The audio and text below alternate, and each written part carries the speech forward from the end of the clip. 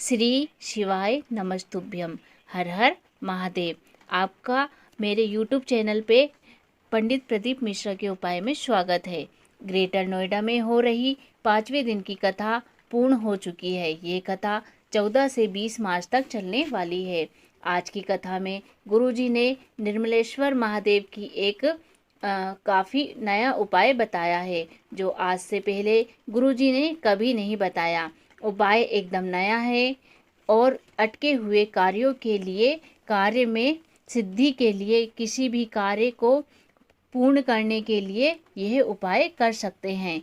उपाय कब और कैसे करना है इसकी जानकारी वीडियो के अंत में देंगे। साथ ही आज गुरुजी ने मनोकामना पूर्ति के लिए और अटके हुए कार्य की पूर्ति के लिए दीपक वाले विशेष उपाय बताए हैं। आज की कथा में गुरुजी ने कुल 8 उपाय बताए हैं और पत्रों में भी जानकारी दी है। अगर आज आपने आज की कथा नहीं सुनी है तो उसका रसतत्व आपको इस वीडियो के माध्यम से मिल जाएगा। बढ़ते हैं आज की कथा की पहली जानकारी की तरफ।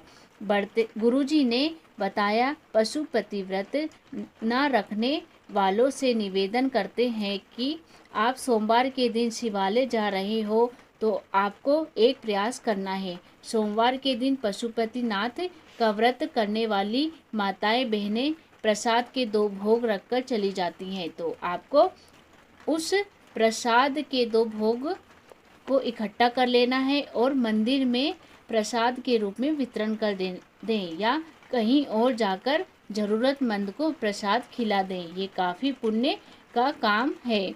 यह करने से आप पर महादेव का विशेष कृपा रहेगी। बढ़ते हैं दूसरी जानकारी की ओर।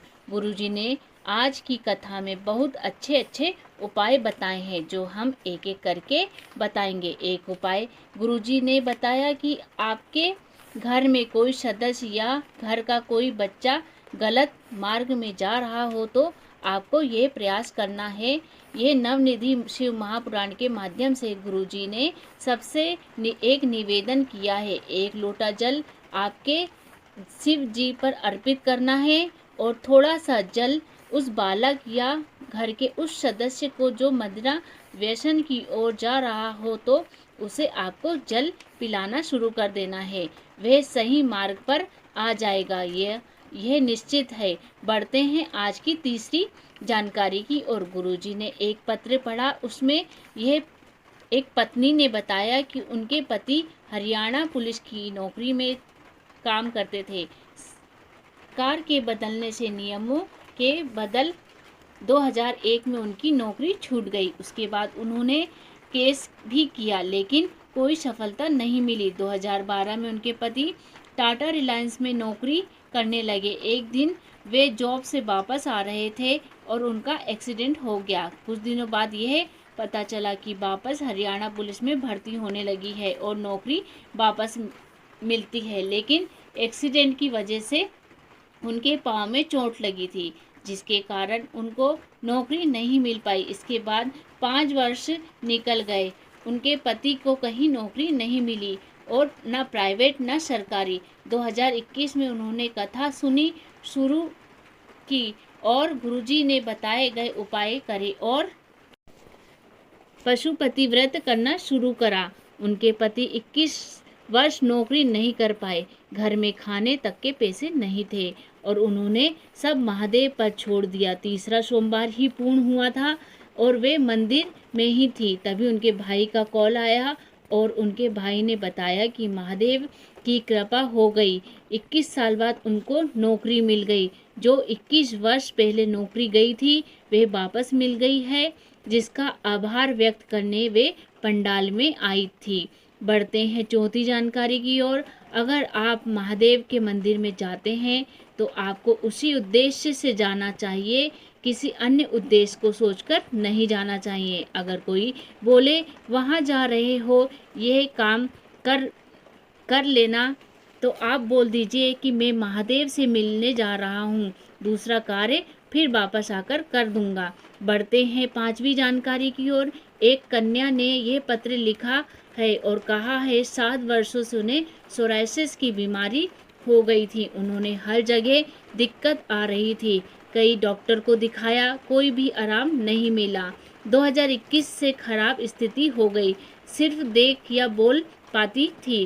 पूरा शरीर बेकार हो गया था। त्वचा गिरती जा रही थी। शरीर में सब जगह बीमारी फैल गई थी। उन्होंने कथा श्रवण करना शुरू किया। उसके माता पिता ने उनके लिए शिवलिंग पर जल चढ़ाना शुरू किया। जल बेलपत्र चढ़ाते और वही लाकर देते और वह उनका आचमन कर लेती, पर दर्द बढ़ता गया। उन्हें गोद में लेकर हॉस्पिटल जाना पड़ता। उसके बाद उन्होंने पशुपति व्रत के बारे में सुना और उन्होंने व्रत रखने का निर्णय लिया, पर उनकी हालत देखकर घर वालों को उनको गोद में मंदिर ले जाना पड़ता था। और लेकिन इसके बाद बीमारी और बढ़ गई और शरीर में से पानी भी निकलने लगा। फिर भी मैंने हार नहीं मानी और बबूल के कांटे वाला उपाय करा। जल और बेलपत्र चढ़ाकर बेलपत्र की जो डंडी वाली भाग होता है उसे खाने वाला उपाय मैंने करा। उसके बाद बाबा की ऐसी कृपा हुई, मेरी पूरी बीमारी ठीक हो गई।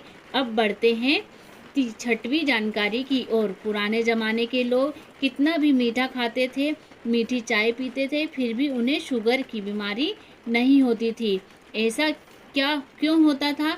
क्योंकि वे जितना मीठा खाते थे उतना मीठा बोलते थे, दूसरों के मन में सुख पहुंचाते थे, जिससे उनका शुगर बैलेंस रहता था। इसलिए यह उपाय आप प्रत्येक सोमवार को कर सकते हैं और मासिक शिवरात्रि पर कर सकते हैं।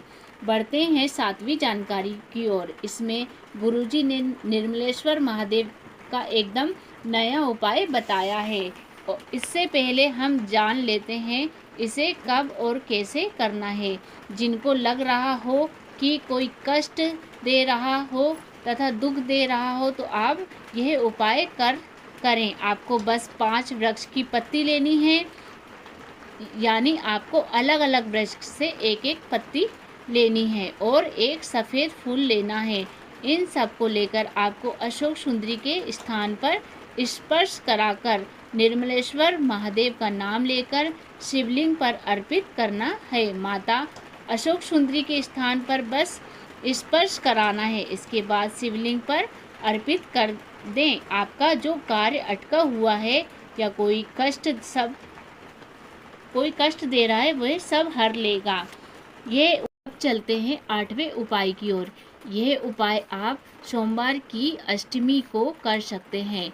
मासिक शिवरात्रि आती है, प्रदोष आता है उसमें, या सोमवार आता है उसमें यह उपाय कर सकते हैं। गुरुजी ने बताया इन दिनों में शिवालय जाकर या बेलपत्री के पेड़ के नीचे दीपक का दान करना चाहिए। और गुरुजी ने बताया अगर आपकी कोई कामना है, मनोकामना है, तो आपको शिवालय में जाकर दिया लगाना है। लंबी बाती का दीपक लगा सकते हैं। अगर आपके सामने बहुत बड़ी दिक्कत आ गई है, जो कार्य लंबे समय से पूरा नहीं हो रहा है, तो आपको 2 बाती वाला दीपक मंदिर में लगाना है। शिवालय में प्रज्वलित कर सकते हैं। ये दीपक शिव और शक्ति के निमित्त लगा रहे हैं। जिसमें 2 लो होनी चाहिए, एक लो आगे की ओर होनी चाहिए और एक लो पीछे की ओर होना चाहिए। ये उपाय आप बताए गए दिनों में कर सकते हैं। अगर आपको मेरी वीडियो पसंद आ रही हो तो लाइक कीजिए, सब्सक्राइब कीजिए।